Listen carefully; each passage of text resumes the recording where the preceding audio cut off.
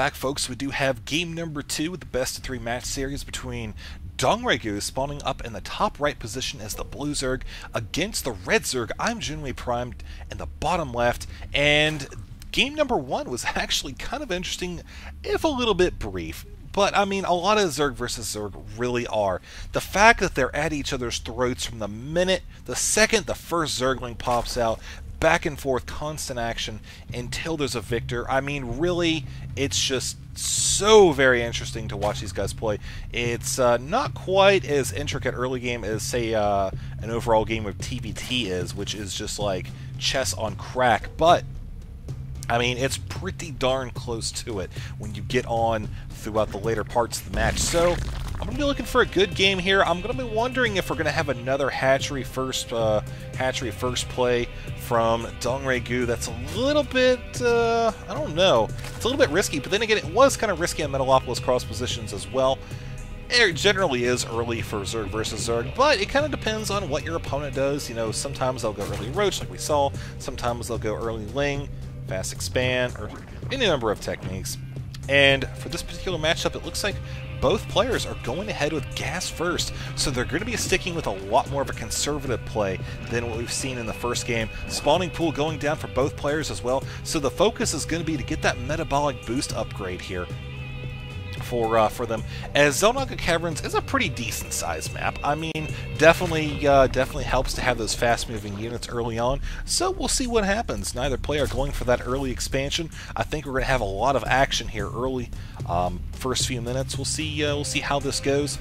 Now, I do have a lot more games from junwi. I'm going to actually try to cast several more from him in the coming days, probably in the next 2 or 3 days or so. I'll try to get those knocked out for you. So stay tuned here at sk-gaming.com for those. Alright, spawning pools are going to pop for both players now. We'll see what's going to come next. This is going to be kind of the deciding factor here as to how this game goes. Alright, so DRG going ahead with that Zergling speed upgrade, getting that first thing. Like I said, sticking with that build. And down here, we do have a Baneling Nest. So not using the gas for that, but rather going to go ahead and save that up, get some Banelings out. Now, both players actually have the Baneling Nest on the way.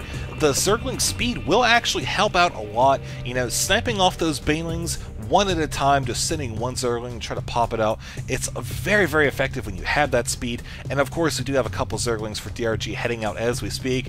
And of course, junwi Prime heading over with a few of his own. Gonna be probably heading over, checking out the expansion. I think he actually spotted, yeah, no expansion up there. Likewise, and he knows, DRG knows there's no expansion down here either.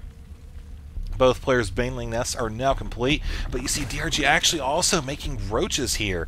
Very, very interesting choice. I think what happened is I saw a scout heading up there, and I think he canceled it and threw down a roach warren. Let's actually spot that. No, he didn't. Okay, well, canceling it, decided to go with that instead. Very smart indeed. Of course, the Banelings are going to be coming in here now. Queen is well equipped to deal damage to several of these, really limiting their ability to get into serious damage. Of course, now with 2 Banelings, they're still quite threatening. He's going to have to micro these runes away. So very close. Oh, those roaches, have they come to save the day? 1 goes off, 2 go off. However, not that much damage was actually done. A few drones were killed. 2, that's about it. So now we can spot down here, you know, DRG hasn't seen anything down in the main base. All he has seen is just the natural expansion right there. So he's going to be heading out with these roaches here. Very, very interesting choice. Now, I think it's going to work out quite well considering he saw the Banelings. He knows what his opponent did. And it's going to be very, very, very interesting to watch, actually, in particular because of the fact that we just switched over. So I'm thinking maybe DRG, even though he knows that his opponent does like to get that roach, he still decided to go ahead and do it himself. So, you know, I mean, if it works, it works. We'll just have to wait and see. But now he is going to be moving in here. No contest here at the ramp. Really would not be a good spot for junwi Prime to engage. Pretty much best thing he can hope for is to try to get a surround on him while they're in the open. The roaches, of course, hanging very close to the ramp. Smart Very smart play there, as the queens are actually getting taken out. That is not a good thing to do. He's hitting the queen.